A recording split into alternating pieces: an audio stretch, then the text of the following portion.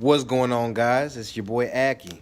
So right now, I'm currently doing a little bit of work, doing some prospecting, getting my first mailers out from this yellow letter company, as opposed to me handwriting them. This year, I'm really trying to take my business to a whole new level, trying to do some automation, as well as starting to implement some systems to have my business run like a full blown just money print machine. So this week I actually have a contract close on Friday, and as well as me just being able to, well, not being able to. I got two appointments this week. I have one contract that's on the way this Friday, and then I have another appointment on Sunday, which is going to turn into a contract as well. The one on Friday is a property that is out there in the country, needs a lot of work, but nonetheless is a pretty good deal. And then I have another one that is a mobile home of all things, a double wide actually, and it's going to need a little bit of work, but it has good placement. And as you know, in real estate, it's all about location, location, location. So that's neither here nor there. But what I want to talk to you guys about today is what I was talking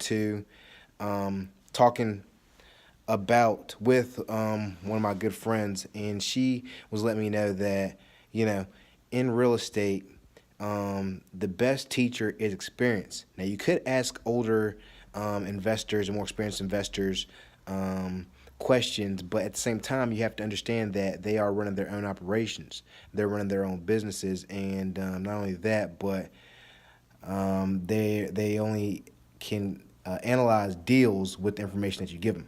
So the situation is I have a property that is typically something that I would go ahead and hop on, but for some reason, I was feeling a little bit skeptical about it. There was just a pit feeling in my stomach that I was like, I don't want to put this property up under contract.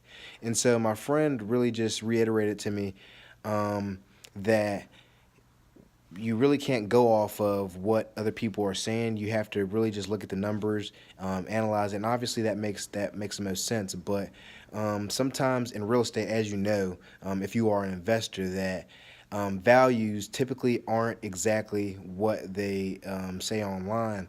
You have to do double, triple, sometimes multiple times, just cross-referencing different systems to make sure that the values line up and that you're coming up with the correct numbers in order to invest in the deal.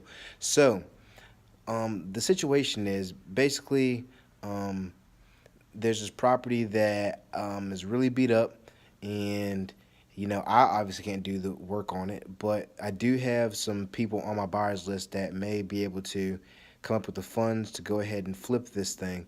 So I was gonna leave it alone just because I felt like the property damage was too big, and what I was doing in myself, just in my head, was just making up things and just speaking for the buyers as opposed to going ahead and putting the thing under contract.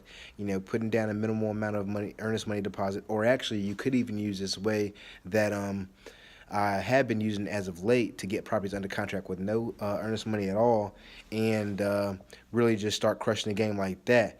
But that's neither here nor there. I'm going to talk about that in another video. But really just get the damn thing under contract and get control of the property, and from there see what the marketplace wants. That's the best way to go about it, and that's what I'm going to do now. Is I'm going to get the property under contract, and then from that point, market it out there, let people know that, hey, this is a deal, this is what's going on with this property, and if you would like to close on it, we can do so in, 15 days, 30 days, or less. And that's the way I'm going to go about it now. And I really want to give a shout out to my friend because, she really is someone, she hasn't done that many more deals than me, but she has just as grit about her.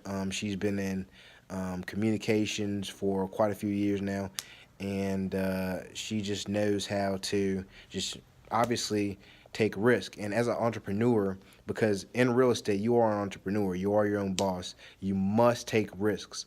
And if you're not able to take risks and you're not willing to take risks, really, this game isn't for you, because I found that a lot of the time when I wasn't getting deals, when I was failing in entrepreneurship, when I was just, not doing anything at all, I would take the safe route. And granted, there is a way to take the safe route.